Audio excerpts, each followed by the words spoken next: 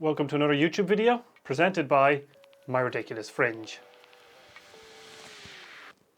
Have you ever found yourself just kind of wondering, I should buy some extremely high resolution, ultra smooth, extremely fine-grained film with beautiful contrast and just a really gorgeous tonal range, and it's just extremely beautiful. But it's also very difficult to shoot, tricky to expose for, and irritating to develop all at the same time? Well, I've got that film for you now. It is Adox Cms 20 Pro 2.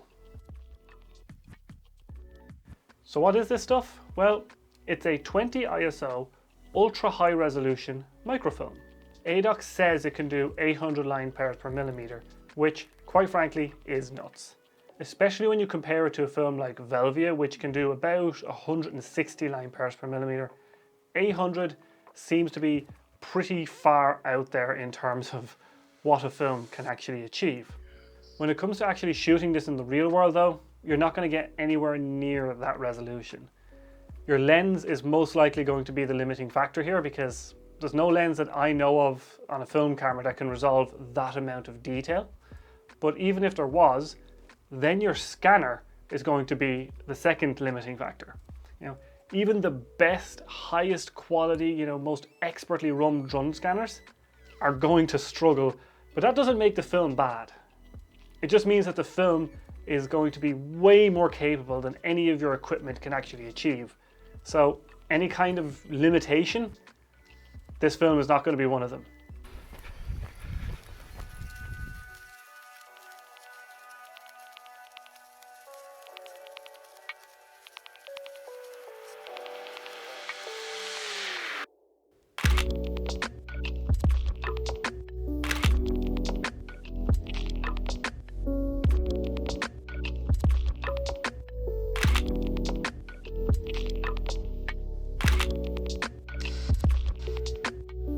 And when you're loading the film, you do want to pay attention to a particular warning that you see here, which says load in subdued light. Now all films canisters seem to say this, but you actually want to pay attention to it on this one, because the base of this film is made out of a completely clear PET plastic. And because it's completely clear, if it's really, really sunny outside, and let's face it, it's most likely going to be really, really sunny if you're shooting a 20 ISO film, the sunlight can actually travel along the film base and expose the film inside the can without you realizing it. I've had this happen in one of my rolls. Now luckily I only lost maybe the first 2 frames of this, but it is something you do want to pay attention to, and maybe you should follow that warning and load it in subdued light.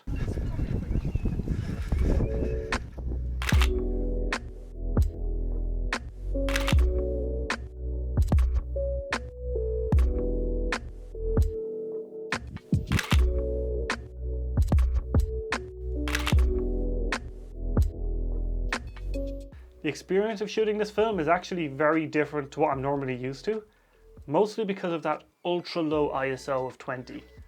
But I didn't actually shoot this at ISO 20.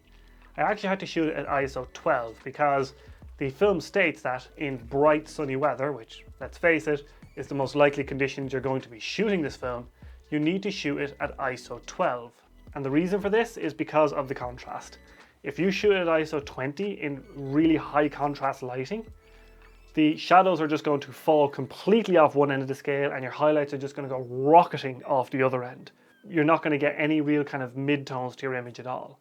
But shooting at ISO 12 does actually alleviate this, and you get a nice, smooth tonal range to your pictures. So to put this ISO 12 in context, it means that the Sunny 16 rule becomes the Sunny 4 rule. And that just rules out all kinds of situations if you're trying to shoot handheld.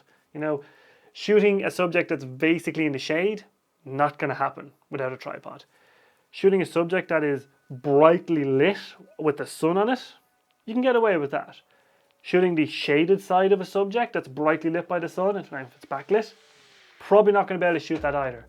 Hell, even your boy, very faint wisp of cloud can just wander in over the sun and cause enough light fall off that you can't shoot this film handheld.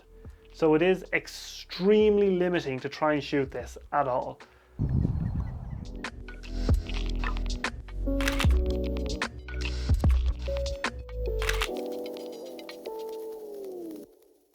So after all that hassle of, going out and shooting this film in the bright sun with your best lens and camera to make sure you get the sharpest, crispest shots, you've dealt with all the issues with shooting this at ultra low ISOs, now you have to develop it.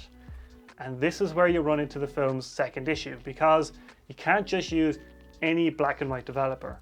In fact, Adox says if you do this, you will get very poor results. So what developer do you need to use? Well, it is this stuff, the Adox 4 developer. Now, when it comes to buying this developer, you can actually just buy a kind of kit that Photo Impex sells, where you get a 100ml bottle of the Adox 4 developer and 5 rolls of CMS20 film. This is the kit that I bought, and I do have to say, it's not half bad. The 100ml of developer will actually develop all 5 rolls easily. And when you buy it in this kit, the cost is actually not too bad. It's somewhat comparable in terms of price per roll of Ilford's Delta 100 or 400 films. So if you're going to try out this film, I do recommend buying that kit. So now I must ask myself the final question. Will I shoot this film again? And the answer, honestly, is more than likely going to be yes. I really, really like the images it provides. It's that lovely sort of smooth, high contrast, ultra high resolution look. And I really do like it.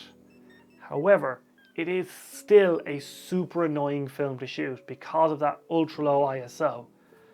But maybe that'll be its saving grace, because it is available in 4x5 large format, and I do plan to get into large format at some point in the future. And I could definitely see myself shooting this film in large format. In fact, I kind of fear what this film would look like in large format. That level of detail captured on a negative that size. Ooh, like a black hole of detail. You create like some weird singularity of film. But yeah, I can definitely see myself shooting this in 4x5. So that's something I will have to try in the future when I make that leap up into large format. And that is it for this video, guys. See you next time.